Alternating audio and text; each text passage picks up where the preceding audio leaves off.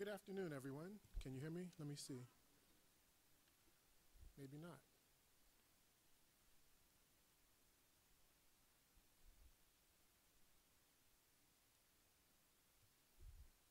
Let's try that again. Can you hear me? Hello? Testing? Testing?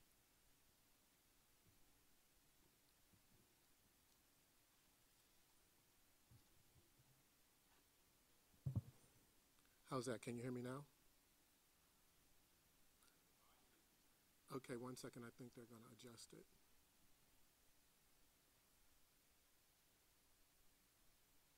Testing, testing.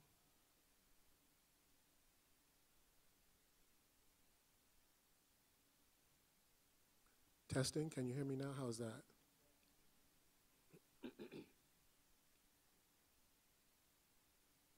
Okay, let's try that again. Can you hear me now? Okay, good afternoon again, everyone.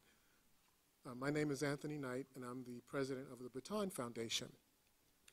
And I want to thank you first and for your patience. We wanted to give folks a little more time to arrive due to the weather and the rain and the slippery road. So thank you for your patience, and I'm sure it will be well worth the wait. Before we get started, if I could ask that you turn off cell phones, please, or silence them so that the program is not interrupted. Thank you. So I see many faces that have been with us for quite a while now. As many of you know, we started doing programming about 2 years ago. And it's just been an amazing experience providing these kinds of performances and this kind of information to the Atlanta community. For those of you who are familiar with the Baton Foundation, and even for those of you who are not, you know that we started principally to help educate black boys about their history, about black history and culture. But we also realized that we could not educate black boys without helping their families and their communities also understand the rich history of African Americans in this country and around the world. And so that's how we started doing the public programming that we've been doing, and one of the programs for which you're here today. So this is really an effort of ours to help better inform our citizenry about the, not just the achievements, but about the real, the value of the contributions that blacks have made in this country and around the world. This program is a special program for me. I love spiritual music, and as many of you may do as well, listen to gospel music and other kinds of spiritual music. And the history of that is a rich history. This program actually is the genesis of, or the genesis for which started because of my mom, who actually is here with us today. She heard Mrs. Williams in her adopted state of North Carolina and called me almost immediately and said, "You must get this woman to Atlanta. She is just phenomenal." And so I owe this program to my mom, and we all owe this to my mom and, of course, to Mrs. Williams. So I'm going to just share with you a little bit of Mrs. Williams' biography, and then we'll let Mrs. Williams take it from there. After the program, I'm sure she would welcome some questions if you have them. And she also brought some CDs. I think she brought 2 CDs with her, and they're $10 a piece. So if you're interested in purchasing one, we'll set up after the program so that you can purchase a CD. So Mary Williams grew up singing in the church and has a BA in American Studies from the University of North Carolina, Chapel Hill. During her career, Mrs. Williams has traveled to more than 40 colleges and universities, more than 30 public schools, over 100 churches, 12 libraries, 7 public school teachers institutes, and 7 public school teachers institutes, offering week-long training sessions for teachers. Mrs. Williams' primary goal is not only to perform the best traditions of black spiritual music, but also to dissect the subtleties of this important cultural expression and to make it accessible to a broad listening and learning audience. Mrs. Williams currently serves as an adjunct professor at Duke University's Center for Documentary Studies. Please join me in giving Mrs. Williams a warm Atlanta welcome.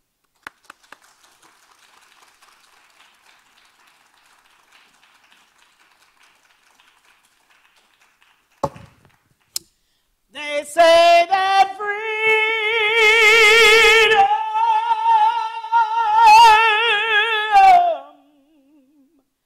is a constant struggle.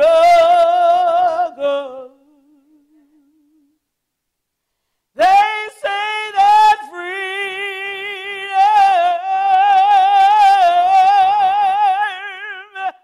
is a constant struggle.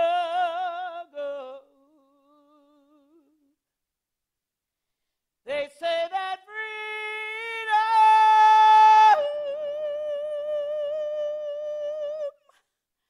is a constant struggle.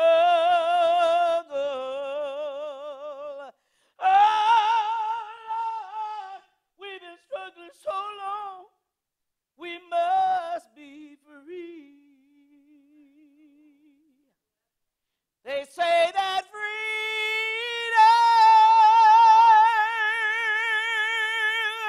it is a constant struggle. They say that freedom is a constant struggle.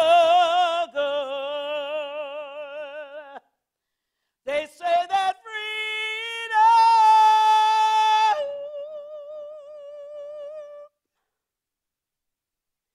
is a constant struggle.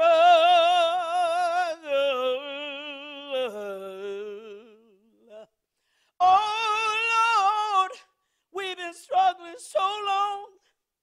Lord, we've been struggling so long. Oh,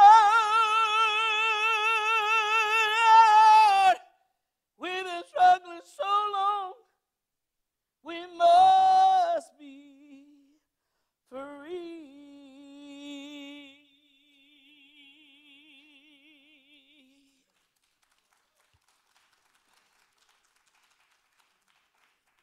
Thank you all for having me today, and I do appreciate the invite for the foundation. It's an honor to be asked to sing anywhere because, of course, I'm not the only person that can sing.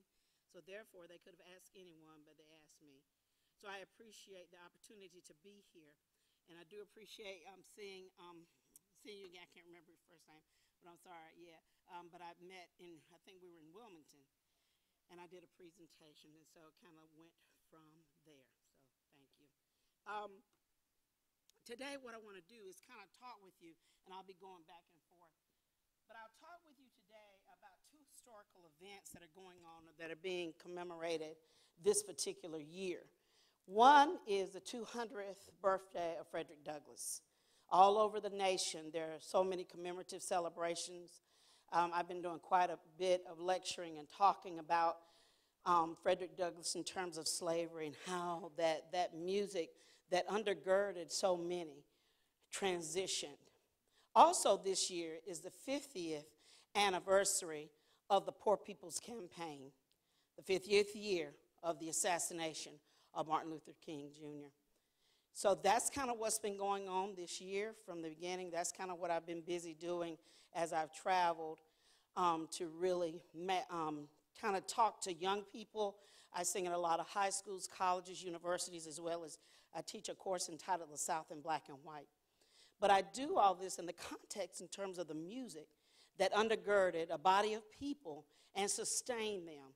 And so when we talk about the slave narrative, you can't take away from that the music that came out of it. So we're going to take kind of a small journey in terms of these two gentlemen and how we're going to kind of build on the narrative of the music that was developed or came out of that.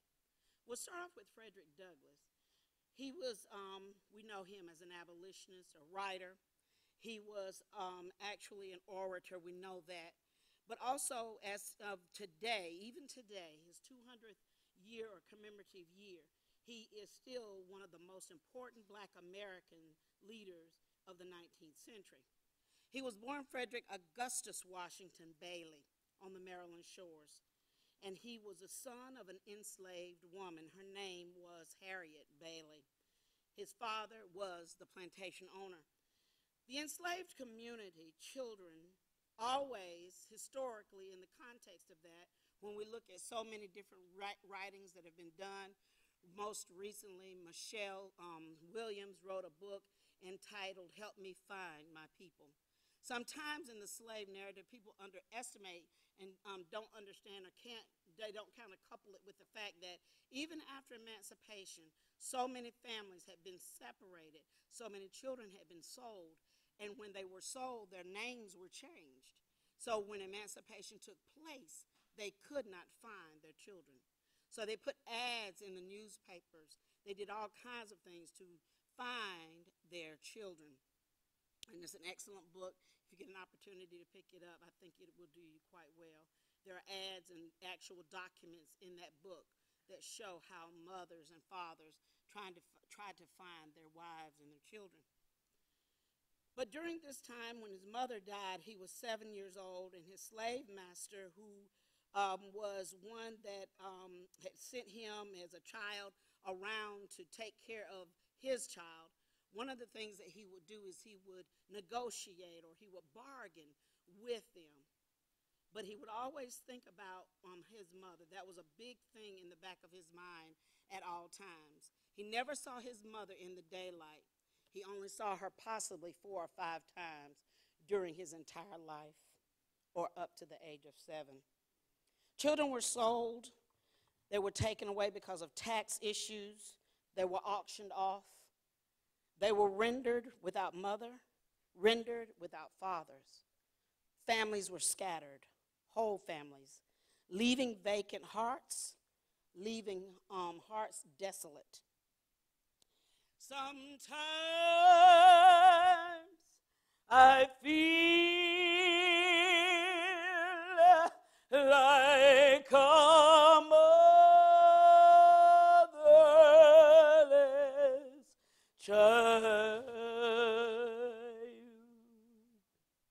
alone way from home. Sometimes I feel like I'm almost gone, way up in that heavenly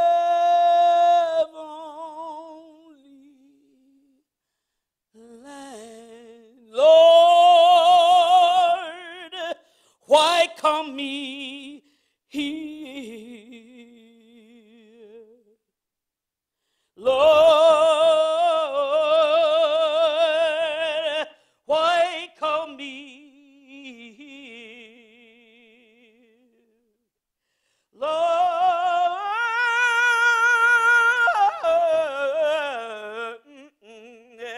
why come me here? A mother's lament. I wish I never was born. They took my children away, Lord. They took my children away, Lord. They took my children away, Lord. I wish I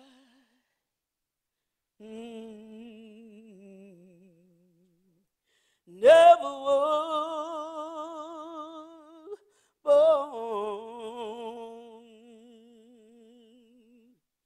Couldn't hear nobody pray. I couldn't hear nobody pray. I was way down yonder by myself, and I couldn't hear nobody pray. Down on my knees, I couldn't hear nobody pray. Now listen, I want you to sing this with me. Very easy. Couldn't hear nobody pray. Easy. I couldn't hear nobody pray. Very good. Way down yonder by myself. I couldn't hear nobody pray. Very good. One more time. I couldn't hear nobody.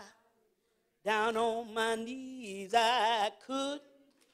Nobody.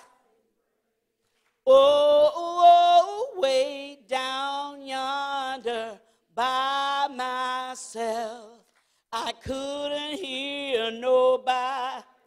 Down on my knees, I couldn't hear.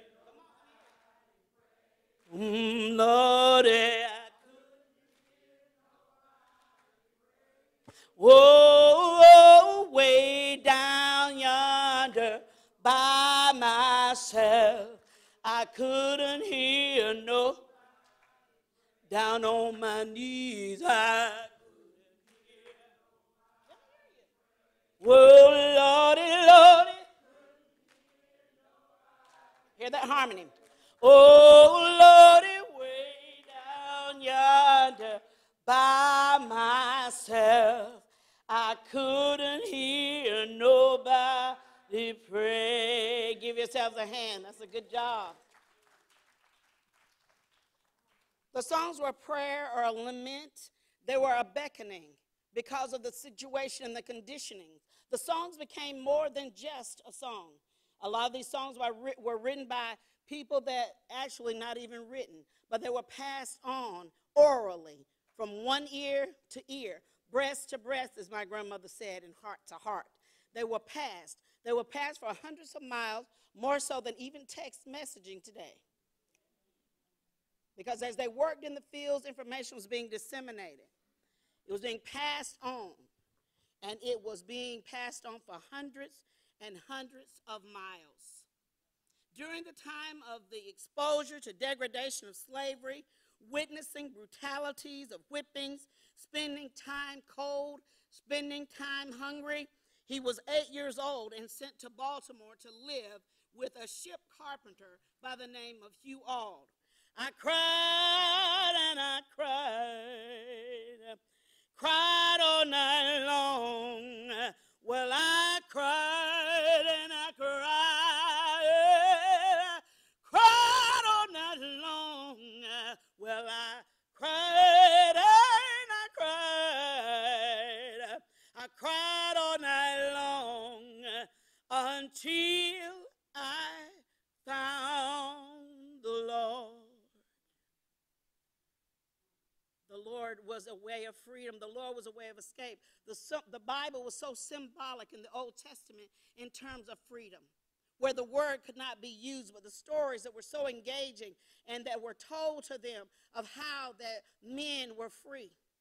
They related to the children of Israel. They related to Pharaoh, and they were able to understand their story through the plight of the Israelites. There he learned to read and write. He would manipulate other young white kids by teaching him to read. He would offer them bread. Anything that he had that they would take. If you show me how to make this letter, I'll give you this piece of bread. He manipulated them and taught himself. And the great speeches that have been recorded, the great words that have been written, that were documented and noted by Frederick Douglass, you would think that he was a well-educated man, but he was self-educated. He laid a foundation because he learned to read, and he first heard the words abolitionists. He said, I'm going to live in Baltimore. He would later say, learning to read laid the foundation, opened the gateway to all of my subsequent prosperity. Swing low, sweet chariot, coming for to carry me home. Swing low, sweet chariot, coming for to carry me home. I put that particular hymn there because when the women enslaved would sing that lullaby to the children, they were still instilling in them, or continue to instill in them, a way of escaping, a way of leaving, that the chariot would swing low, coming to carry me home. His chariot was learning to read, picking him up out of ignorance, and it was taking him to freedom. I looked over Jordan, tell me what did I see? Coming for to carry me home, a band of angels coming after me. Come on, come. Y'all know this. Whoa, swing low. Come on. All right. Home, swing low, sweet chariot, coming for to carry me home. Come on. Well, I looked over Jordan, tell me what did I see? Coming for to carry me home, a band of angels coming after me, coming for to carry me home. He was looking for a way of escape. The words of songs and spirituals that had been sung on the plantation were a way of getting that revival stirred in his mind and in the hearts of so many, but then also instilling within them a hope that no plantation could, or a plantation owner could abuse and beat out of them. I tell my children, my husband and I have been married 34 years, and we have 3 wonderful sons. All 3 are college graduates. And one of the things that I tell them all the time, they can do a lot to your body, but they can't take what's in your mind. He used that as strength and tenacity. Wade in the water, wade in the water, children, wade. Come on, sing with me. I need to hear y'all. God's, well, come on and, well,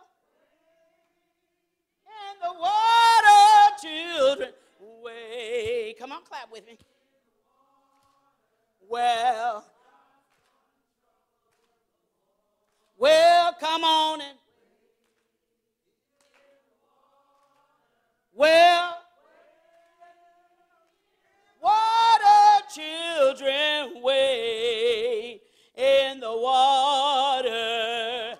God's gonna trouble the water. Well, you see that hose dressed up in red. God's gonna.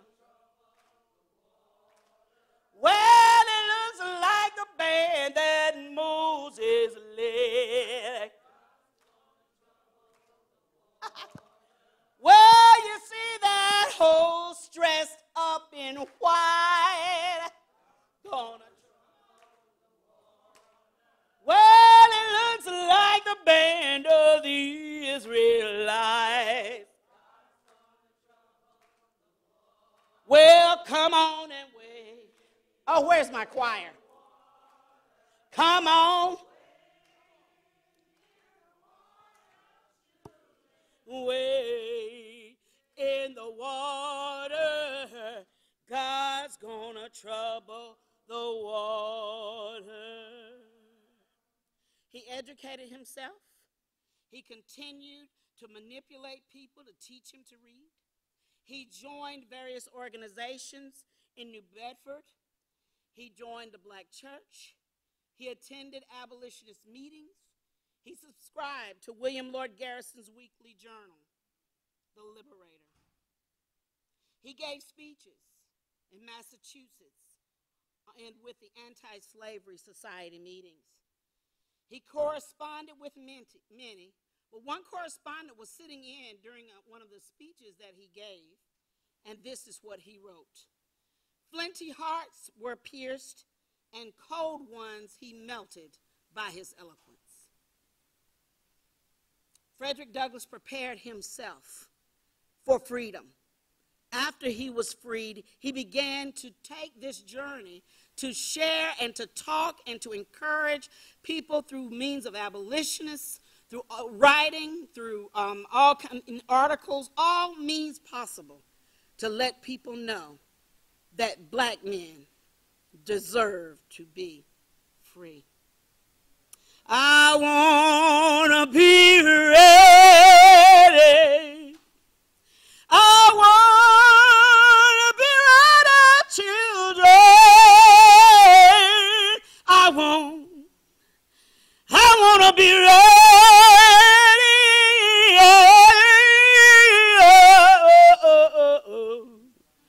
I want to walk in Jerusalem. Walk in Jerusalem. Walk in Jerusalem just like John.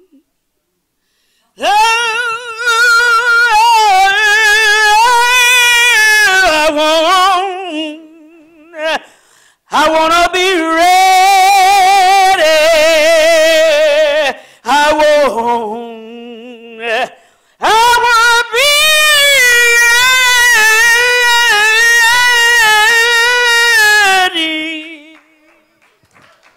I want to be ready.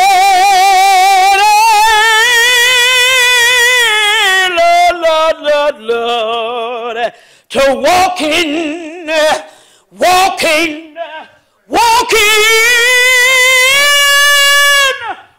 in Jerusalem, just like John.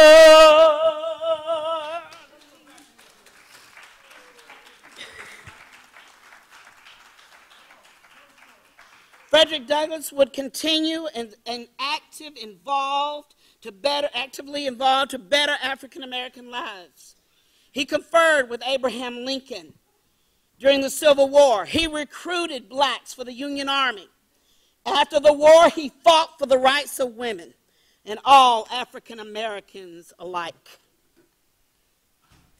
They sung during the Civil War, "No more auction block for me, no more, no more, no more auction block for me, many thousand gone."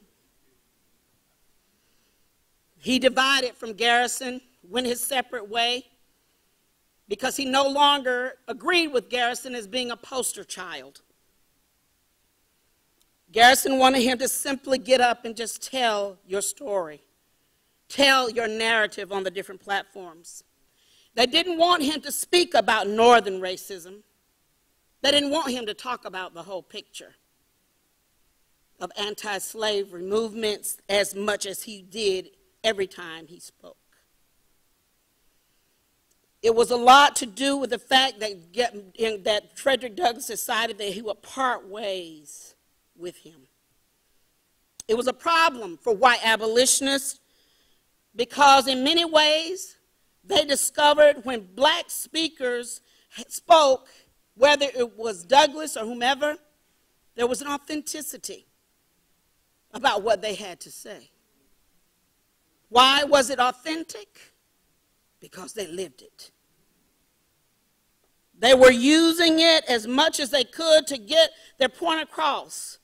But what the whites felt was the role of the black abolitionists was was to simply tell a little story, because in the mind of Garrison and many others, he felt that they would come to some moral place in their hearts and mind about this fight of, when I don't even want to call it racism, but about the enslaved. We see how far that got them, because we're still having this battle. Very often, very difficult, whites and black abolitionists actually they were at odds in a lot of times. But Garrison still held to his belief that moral persuasion, it was the key for Southerners.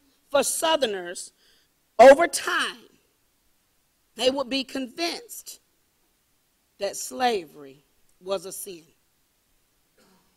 Frederick Douglass says, "It is easier to build strong children than to repair broken men. If there is no struggle, there is no progress. Power concedes nothing without a demand. It never did, it never will. Without a struggle, there is no progress. It's not the light we need, but it is fire. It's not the gentle shower, we need the thunder. We need the storm," he said. "We need the whirlwind. We need the earthquake." Those who profess to favor freedom and yet they deprecate and they devalue even the minutest amount of agitation are men who want crops, but they don't want to plow the field. Frederick Douglass wanted people to get on board. Little children, get on board. Little children, get on board. Little children, 'cause there's room for many or more. Get on board. Little children, get on board. Little children, get on board.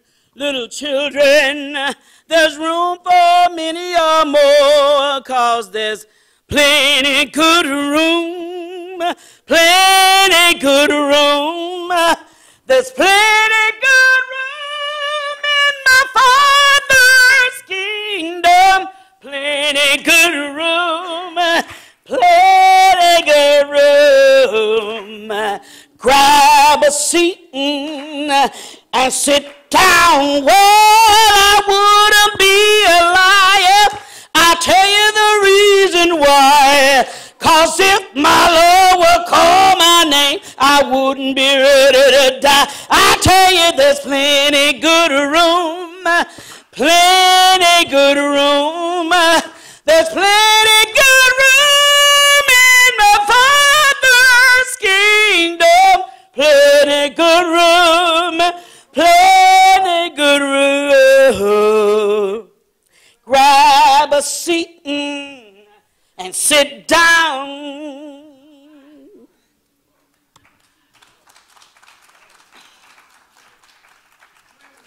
So in closing, when we talk about this segment as far as Frederick Douglass is concerned, and through his autobiography, sincerely and earnestly he closes his biography, hoping that this little book may do something toward throwing light on the American slave system and hastening the glad day of deliverance to the millions of my brethren in bonds, faithfully relying upon the power of truth, love, justice for success in my humble efforts. And solemnly, he pledges, solemnly pledging myself anew to a sacred cause. I subscribe myself. Frederick Douglass, 1845. So these songs from the African American oral tradition, passed down from breast to breast, as my grandma would say, heart to heart. That's where I learned them while watching her in the kitchen in Smithfield, North Carolina, a place where racism still exists in strong ways today. But there was a sign or a billboard when you came into the city that said, "Welcome to KKK country." I would sit in the seat with my grandmother in the middle of the seat. She did not drive, so my grandfather drove her everywhere she wanted to go. And I would sit in the middle of them because there were no safety belt laws. And we would drive into this town because that was her way of giving me some kind of adventure as the oldest grandchild. She would take me shopping at a store called Hudson Belk. And I can remember going in the store. I didn't know about the tensions that were going on and the different strifes, but I knew that when we entered that store, she held my hand a lot differently. She pulled me a lot closer. And so when she would go in, and my grandfather was not a sharecropper, he owned his own land, and he was accosted and hated because of that reason. He was a farmer that did his own bidding, selling his crops to the highest bidder and running white liquor for the Klan at night. Because he would always tell me when I was old enough and didn't fear him, I asked him, why would you do that? And he replied to me, money is green. So he couldn't speak to them on the streets in Smithfield. But there was a man by the name of Percy Flowers who owned a lot, but he was the dragon. And he and my grandfather were actually friends. My grandfather made lots of money running corn liquor from Smithfield to New York. But he couldn't speak to him in the light of day on the street. When my grandmother would go into Belk and the way that the ladies would treat her, they knew that my grandmother was in a different position because financially she could even go in there and buy anything. And so she wanted to let me know that no matter what the sign says, no matter who or what, we have the right to make our purchases. We have the right. If we want to go out to lunch here, we have the right. So she struggled with that, but I noticed that there were times when she would leave the store and there was a heaviness. There were things said to her. I remember particularly one instance where one of the ladies told her, B, this lady was younger than my grandmother, never addressed her as Mrs. Dobbin, but she called her by her first name. That caught my attention right away. She said, if you touch it, you better buy it. Well, of course, Grandma didn't buy it. And she touched it. But I could also remember the heaviness on her.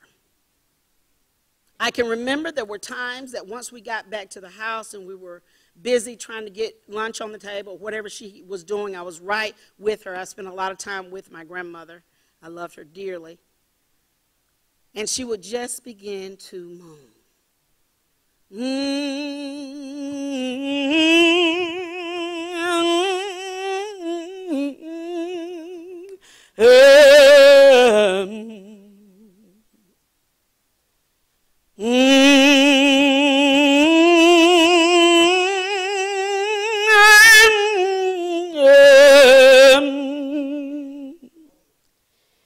She's still setting the table, giving me instructions.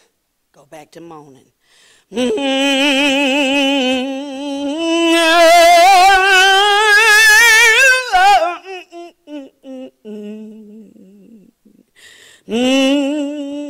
said, Grandma, what are you moaning about? She said, honey, when you moan, the devil don't know what you're talking about. Well, even then, I knew what devil she was talking about. Those devils at Belk. But she always let me know that sometimes words just would not do. And so she would moan. But then there were times, even then, that there was this particular song, and she would sing, I don't feel no way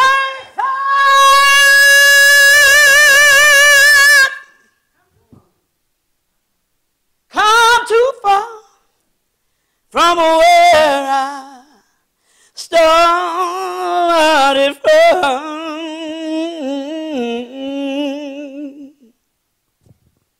Nobody told me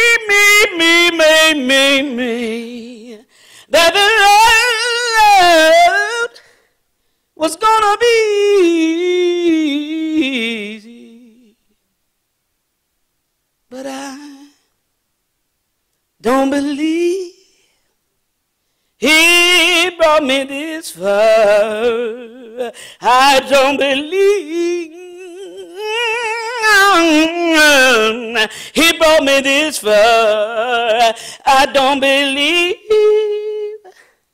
he brought me this far to leave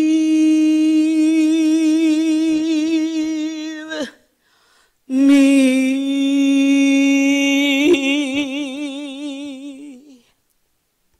The Lord was on her side. So during the movement, being on your way, God didn't bring you that far to leave you, because you were at a place now where this journey of fighting for rights was essential. In this point of our history, there was a place now where people were wreaking havoc in their local communities.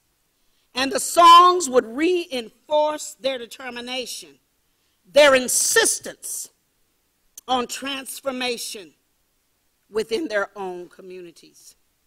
The spirituals were the songs that came out of a reflective expression of the enslaved, their feelings, their prayers, their opinions. The songs were coded during slavery. They were even veiled. But during the civil rights movement, the veils were removed. The coding was removed. And the songs became mobilizing declarations of commitment. During the enslavement of so many, they would sing a song, I'm on my way to Canaan land.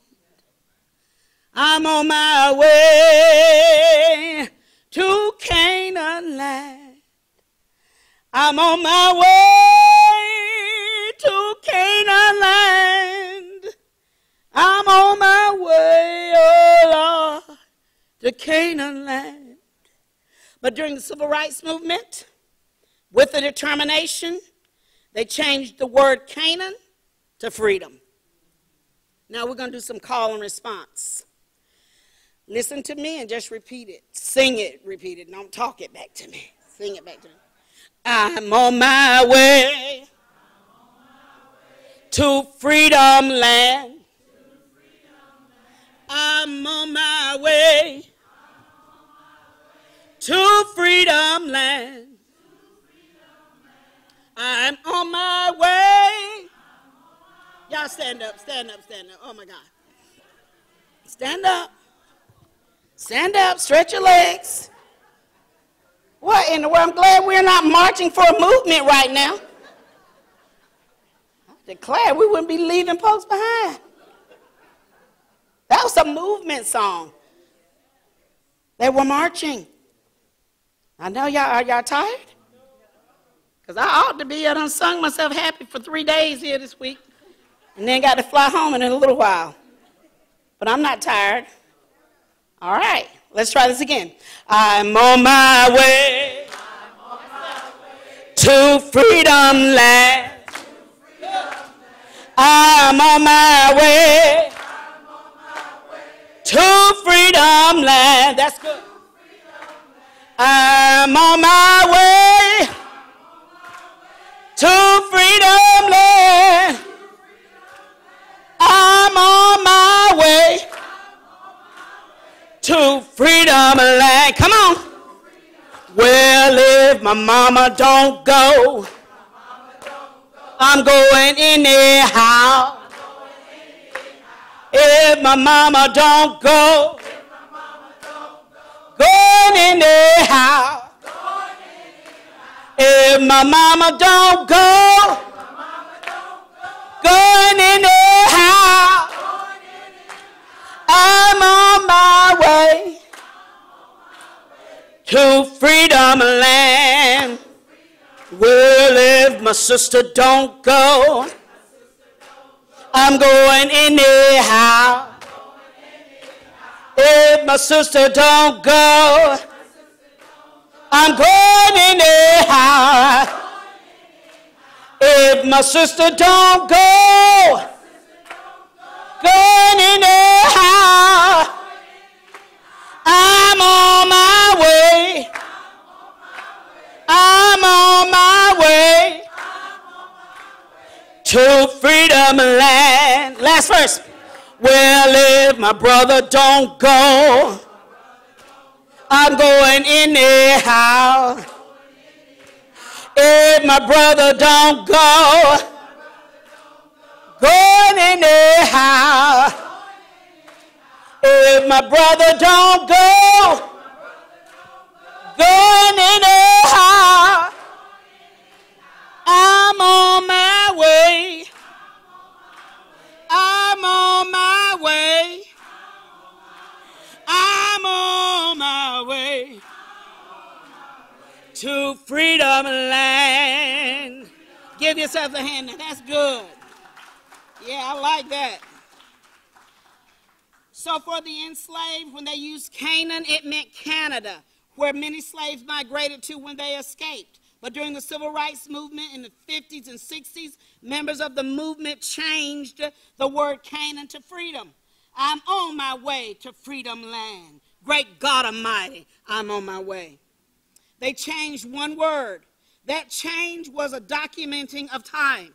The changes from freedom could not have been used during slavery. That one word, freedom, couldn't have been used. But the slave cleared the pathway, and they gave us the basis to use these songs during the Civil Rights Movement, during the struggle, during a time when we were making a declaration that I'm on my way no matter what. A demand for freedom.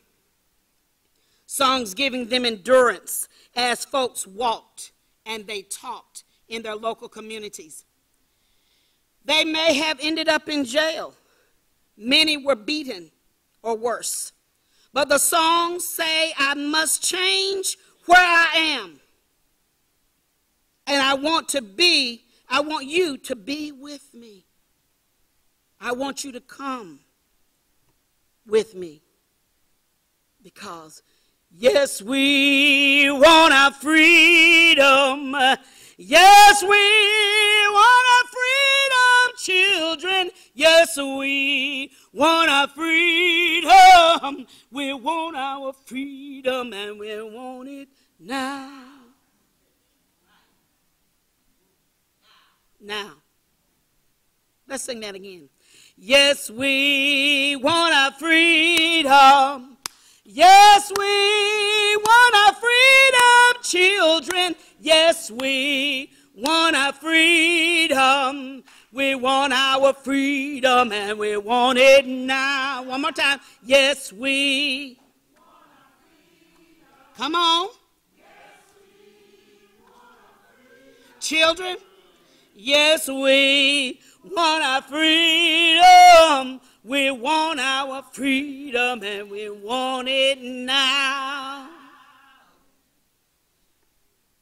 The movement was an intentional decision. It wasn't happenstance. I always correct my undergraduates. It's sad to say, and I just written a chapter in a book in terms of how poorly our history of African Americans has been, as far as literary, written. And I often tell them that Rosa Parks didn't just all of a sudden decide, I'm going to sit on this bus. There was thought, there was strategy. They planned. There were people that, through the process of elimination, because of their backgrounds, were not a good subject to make a stand on the bus. This stuff didn't happen out of the blue. The Civil Rights Movement as an intentional decision to fight against racism and injustice. The spirituals were used on bus while they traveled on the buses everywhere they went. Songs were a caricature, if you will, during the movement. The song Rockin' Jerusalem, sang by the Fifth Jubilee Singers. They, of course, were the first to bring the music of the enslaved to the forefront. They did this as they traveled. They were touching lives in the midst of some very difficult times, but they used the cabin songs, songs from the slave narrative, to impact the lives of people as they raised money.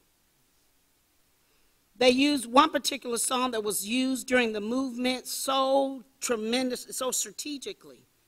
Oh, Mary, oh, Martha, oh, Mary, ring them bells.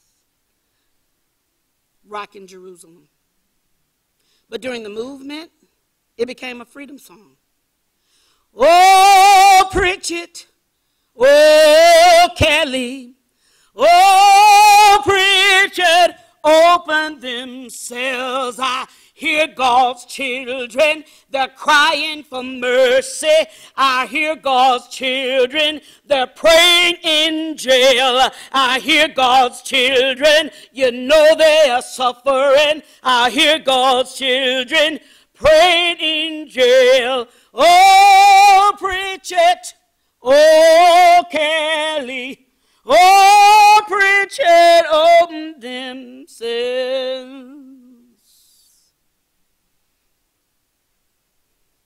They even began to use that song by putting Asa Kelly's name in it, who was the mayor of Alabama, and Lori Pritchett, who was the chief of police in Albany. They took these songs and they applied them to their current situations. They changed the lyrics as an application to fight against the issues and the concerns of injustice. Howard Thurman says that they met the need, the spirituals did, they met the need of the present journey. Songs that were congregational, that came up out of the African American sacred music culture. For me, this music is a trajectory of the songs that were born out of a moment that fit their current situation. What applied for a particular work, the work that would help aid and assist to bridge gaps and settle folks individually, and then bring them together collectively in a place of resolute calmness. Songs nurtured how to keep the movement going. In 1946, the United States Supreme Court declared that racial segregation of passengers on interstate buses was an undue burden on interstate commerce, and they could no longer allow it to be enforced. Encouraged by this decision, CORE, Congress of Racial Equality, sponsored the Freedom Riders. They entered into North Carolina on April the 11th. They made stops in Durham, Raleigh, Chapel Hill, and Greensboro, and Winston-Salem. They were police officers at every stop. They challenged the riders. They made arrests in Asheville and even in Chapel Hill. One of the songs used during the Freedom Rides was a hymn. The hymn was entitled, "Revive Us Again." Many of you know it, by William McKay. Hallelujah, thine the glory. Hallelujah, amen. You know that? Hallelujah, thine the glory. Revive us again. But on the Freedom Rides, hallelujah, I'm traveling. Hallelujah, ain't it fine? Hallelujah, I'm traveling down freedom's main line. They sung that as they sat on the Trailways bus. Bayard Rustin was sitting on the front seat of the Trailways bus in Chapel Hill on April 13. And he was ordered to move to the back of the bus or he would be arrested. The Supreme Court argued, because he was arrested, that he was not to be considered an interstate traveler. he spent 22 days on the chain gang in Roxborough, North Carolina. This music that has interwoven itself into our lives, this music that has sustained a body of people, this music that continues to be necessary in use today. Even though we know that the hip-hop movement and all the different types of music are being used, and even during the Black Lives Matter, some of the articles that I've read is that a lot of the leaders of that movement have decided to stay away from some of these songs. I'm not sure how I feel about that, because if it worked for them, it may still work now. But during mass meetings, people would throw their hands back, clap their hands, and use these songs as a means of motivation. Traditional songs, songs that were adopted by the labor movement, became staples for the freedom movement. Songs with the progressive social movements used the songs of the enslaved. These songs were songs that gave so much endurance. This may be my last time. This may be my last time, children. This may be my last time. It may be my last time. I don't know. Oh, this may be my last time. This may be my last time, children. This may be my last time. It may be my last time. I don't know. So in my closing, and then we'll have question and answer.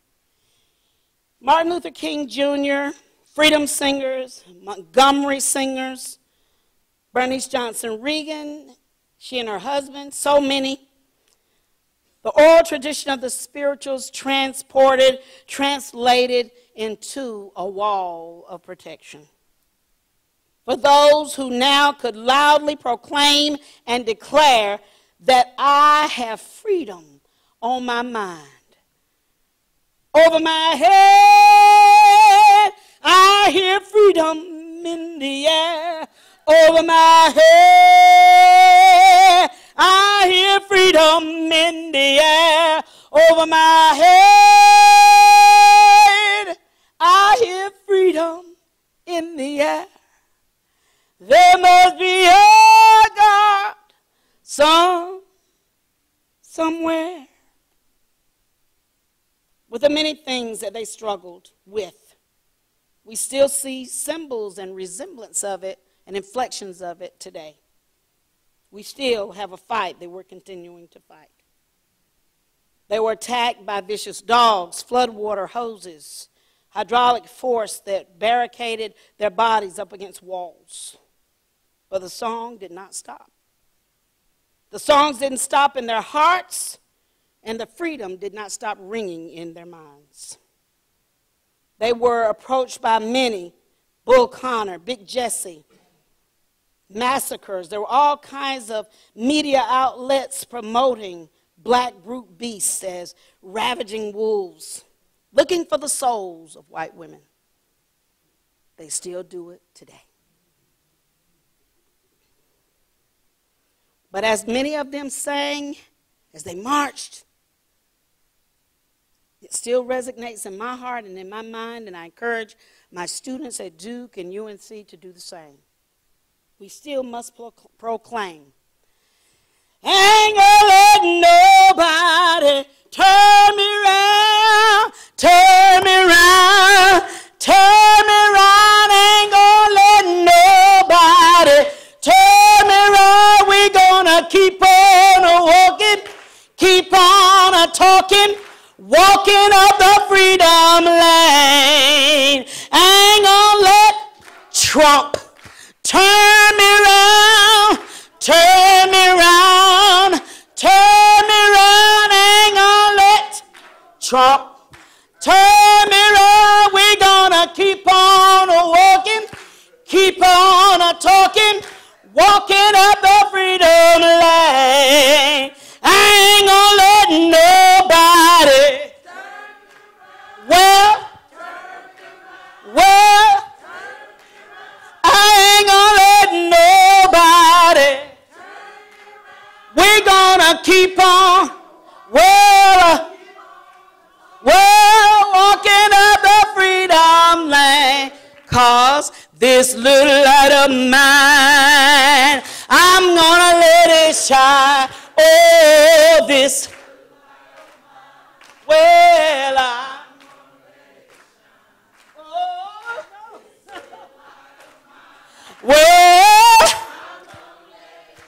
we gotta let it, we gotta let it shine everywhere I go.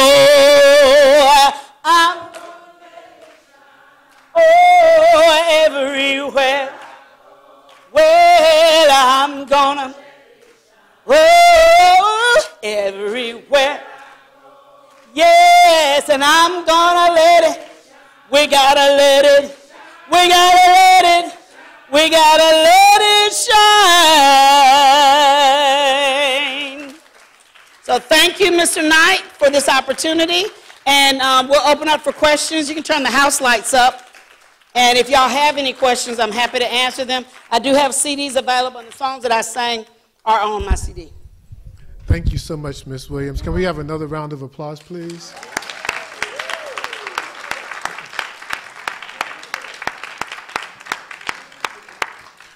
We have microphones on either side of the room, so if someone has a question, please come up and ask your question.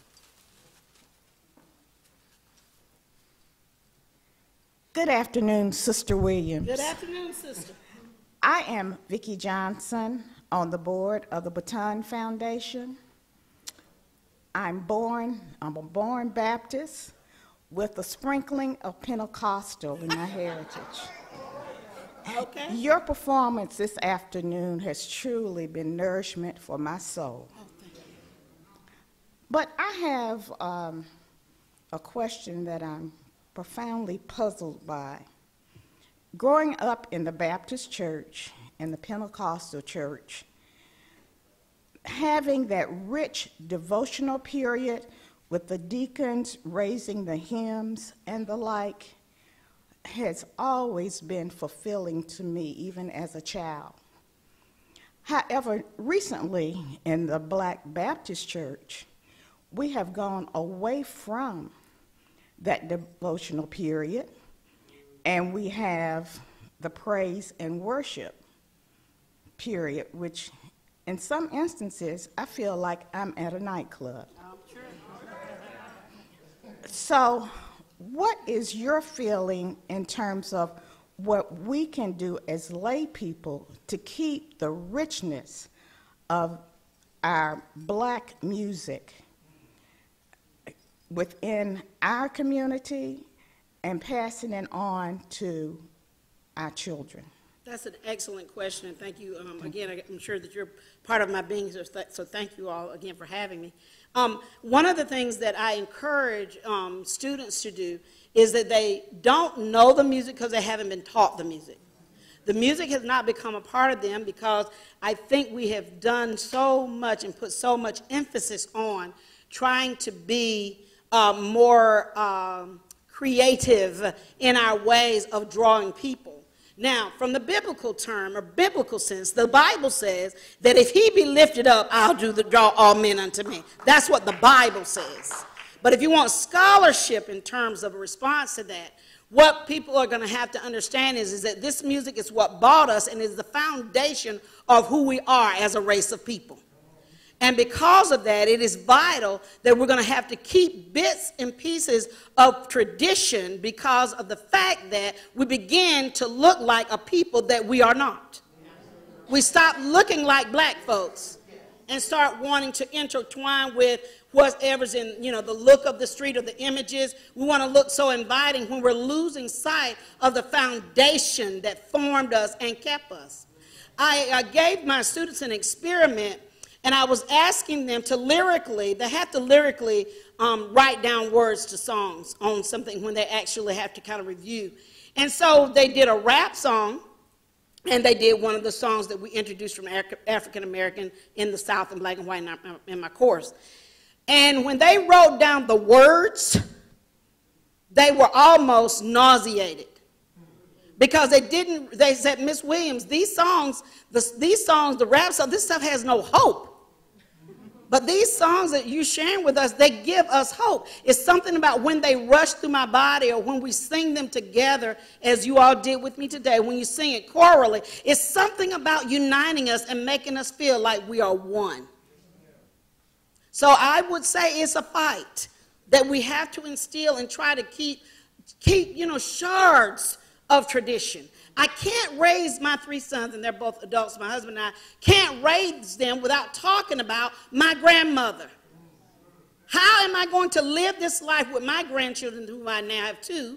How can I not talk about me as a woman, me as their grandmother, without going all the way back and talking about Beatrice Dobbin? There's no way. I cannot disconnect myself from where it all started. So the music started with the narrative of the enslaved. So it's a fight that we've got to keep, and that's kind of my job. I call it my calling, but when I go to public ed institutions, this is the music that I sing, this is the music that I talk about, this is the music that I share, because this is the music about who I am and where I came from as an African American woman.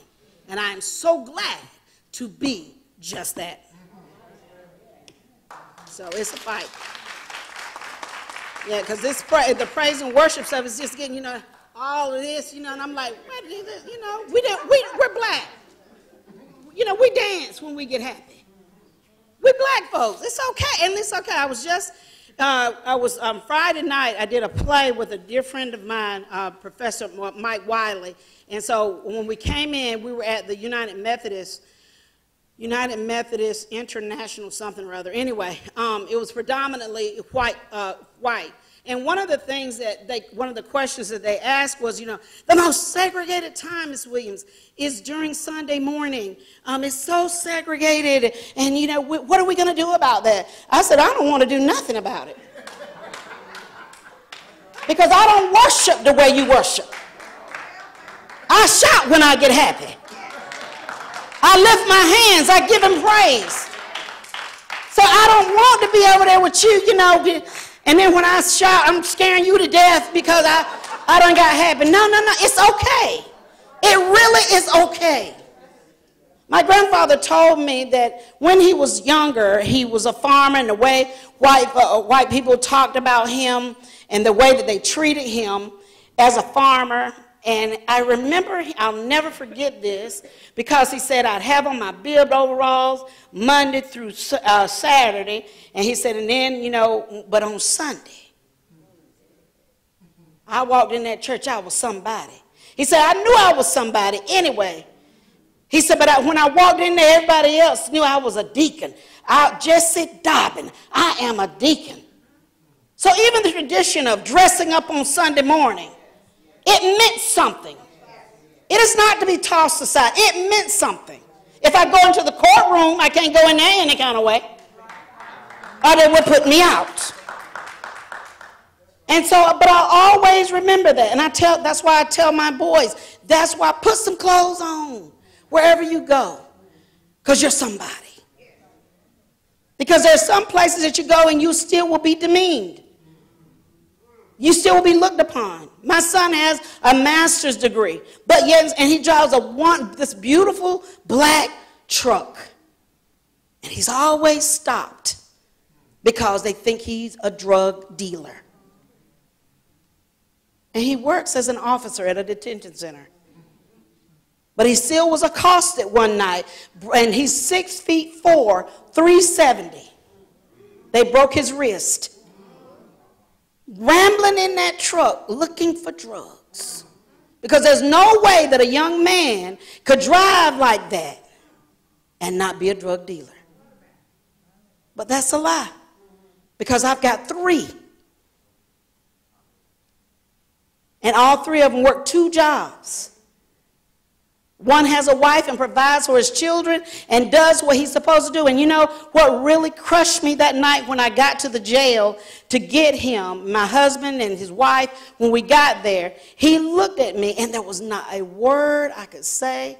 And he looked at me with eyes filled with water and he said, "Mama, I did it the right way. I played football. I got a scholarship. Went to college on a full ride. Graduated summa cum laude. I did it the right way. And I'm still sitting here."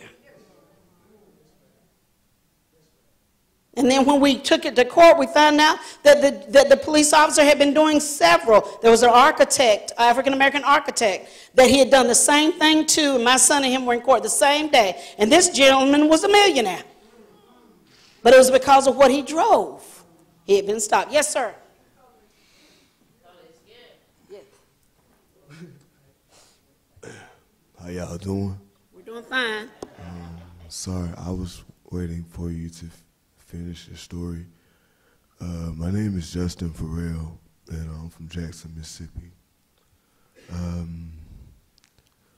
I have 2 questions for you, ma'am. But first, I want to thank God for your beautiful voice. Thank you. You sound so much like, you remind me and sound like Miss Mahalia Jackson. Ooh, that's a big compliment. But thank you very much. Yes, Oh, that's a ma'am. big compliment. Yes, ma'am. One of my favorite artists, but thank you. Yes, ma'am. Within my 32 years, I've been injured by police officers. 2 jailers, one that ran to prison 7 years ago in Greene County Prison, Mississippi. You said Greene County? Yes, ma'am. Okay, been there. Sergeant Hill kneed me in my stomach, bust my gallbladder. I had to have surgery. And 2 officers before that same day, took me in the cell before that cell. One of them peed in the toilet, and both of them stuck my head in the toilet and they peed. After my mom died 3 years ago, I came here to Atlanta, Georgia. And some nigga had stole my bag with all my credentials, but I just got all my stuff back today. Well, yesterday, I'm sorry. Not yesterday, Friday. My credentials, my ID and birth certificate. But I got in a fight with the guy, and I went to Rice Street. While I was in Rice Street, Deputy McKenzie, known for beating up other inmates, one day I came out to take my medicine, and he refused to give me my medicine. And he threw me against the wall, threw me on the floor, pushed my left arm to the back of my head, and I almost broke my arm. And I sat in pain from 5 o'clock that evening to 7 o'clock the next morning. They x-rayed my arm. I got injured at Grady Hospital. Police officer, this deputy in front of the other corporal over him pushed me through a door and onto the ground. And when I got up, he pulled a gun out of his holster and dropped it back in his holster in front of the corporal. And the corporal said that he didn't want him to do that. 4th lawsuit I'm working on was at a bar down from Grady, right there by the bridge, where you get to Auburn Avenue. I went in and used the restroom. Excuse me, sir. Can I interrupt? Do you have a question for Mrs. Williams? We want to. You know what? Don't worry about it. Because I was going to ask her, did she know a civil rights attorney? But you know what? So you think this is funny? I don't mean no harm.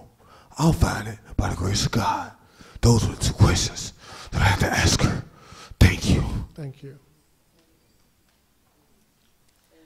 Good afternoon. Good afternoon. My question is, as a historian, I wanted to know if you address the African origin of our music in your presentation or in your courses, and if so, what is your perspective on the African origin of the spirituals? Well, what I normally do is I go back to the tribes that are traceable when we talk about some of the tribes that are traceable when they came over as far as enslavement. So we talk about the Yoruba and the Igbo community. and we do talk about it as it relates to that.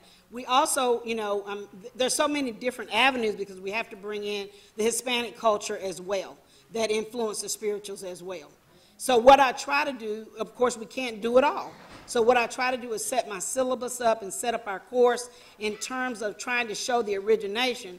But what I do in terms of that is that the students have a responsibility that after our course is completed, then they have to start researching it in terms of, you know, tracing it back as far as they can. But yes, it is, because one of the things that they have to understand, that when the slaves were captured and brought over, they have to understand that these were